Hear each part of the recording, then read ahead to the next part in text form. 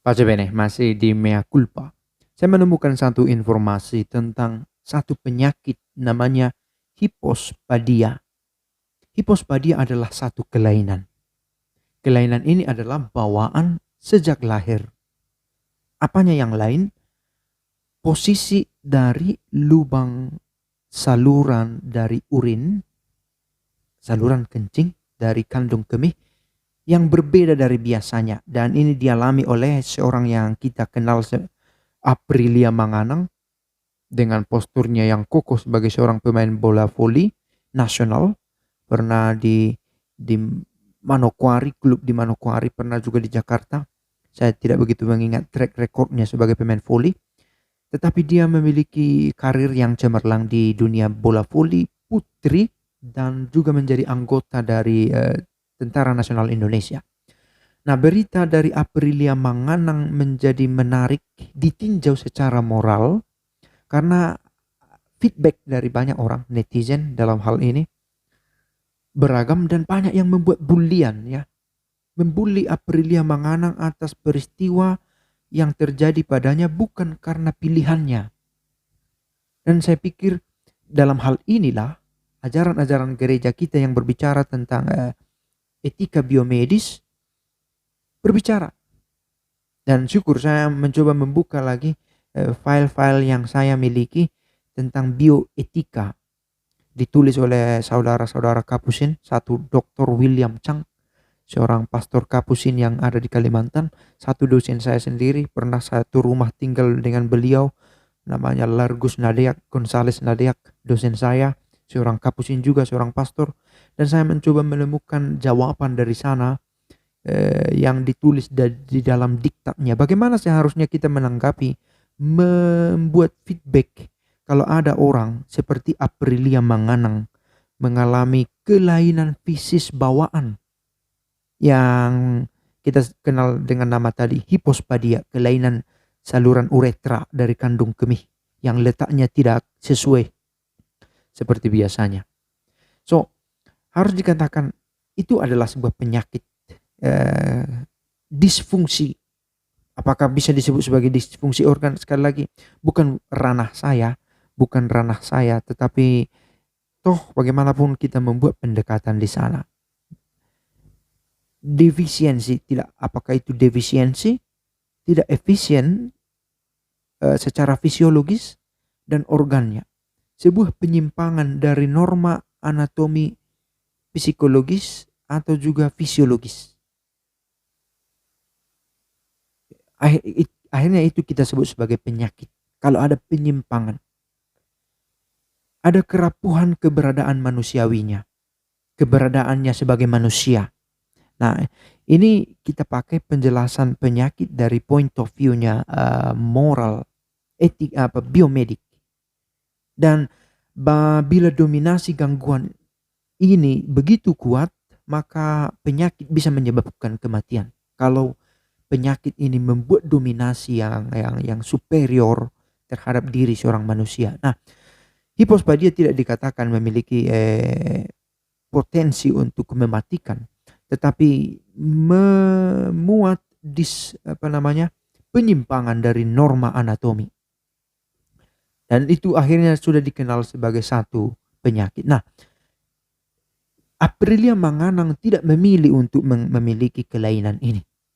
Bukan keputusan personalnya. Dikatakan tadi, mengapa hipospadia? Mengapa Aprilia Manganang mengalami hal semacam itu? Bisa jadi genetik, uh, karena bawaan lahir dari sel-sel, karakter sel, terapi tertentu, karena intervensi dari peralatan teknologi kesehatan, karena usia dan berat badan ibu saat hamil, apakah terlalu muda atau terlalu tua, di atas 35 tahun, misalnya terlalu tua, itu berpotensi katanya, atau obesitas. Si ibu obesitas ketika mau melahirkan. Dan bisa jadi paparan racun, radiasi dari partikel-partikel dari luar tubuh. Oke, itu penjelasan-penjelasan ilmiah yang rasanya bisa dijelaskan oleh yang lebih ahli. Tetapi saya mau fokus di apa yang seharusnya kita bisa buat sebagai tanggapan.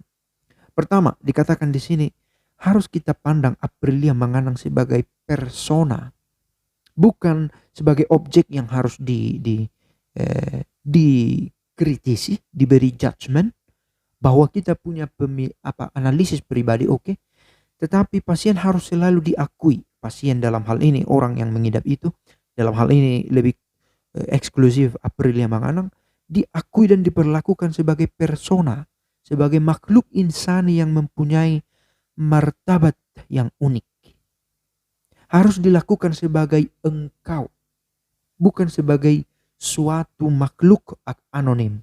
Kadang ketika kita mendengarkan kisah ini, kenapa kamu? Siapa ini? Ada apa ini? Sehingga kita mencoba mengenalnya sebagai objek yang harus dibahas, dianalisis, padahal bukan bidang kita. Dan saya tidak bermaksud membuat itu dalam konten ini, justru untuk menunjukkan bahwa dia adalah pribadi yang bukan karena pilihannya mengalami peristiwa itu.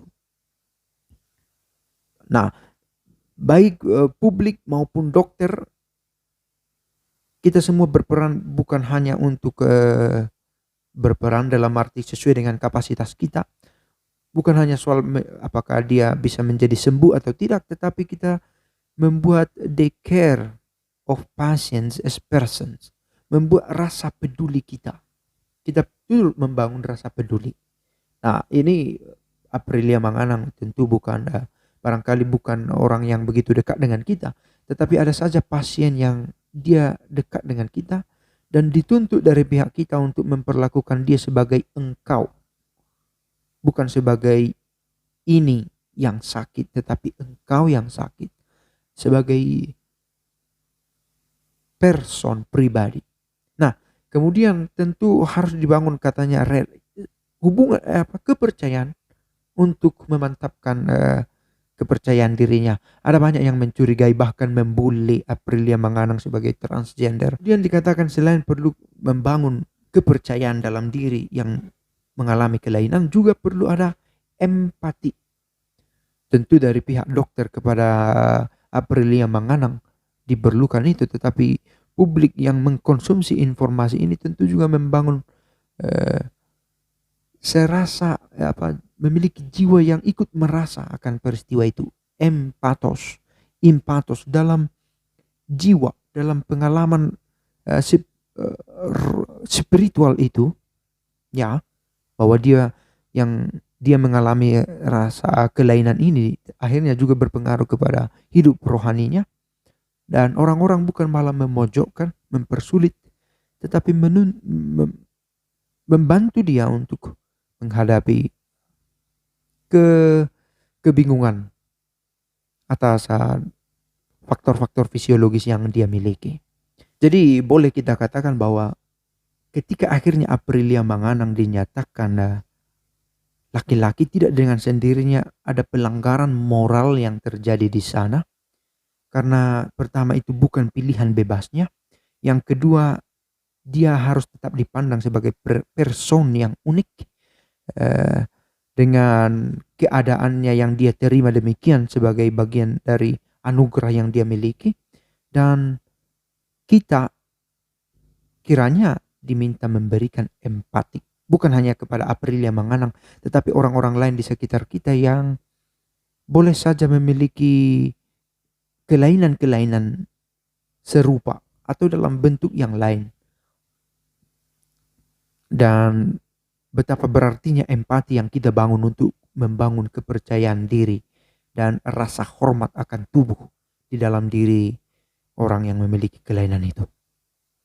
Saya pikir ini informasi yang sederhana tetapi kiranya bisa memberikan panorama sedikit tentang bioetik, bahwa ada nilai-nilai moral yang bisa kita terapkan ketika melihat keadaan tubuh kita dan tubuh orang lain. Dan dengan cara itu kita juga turut serta menunjukkan penghormatan kita pada kemanusiaan. Pace bene.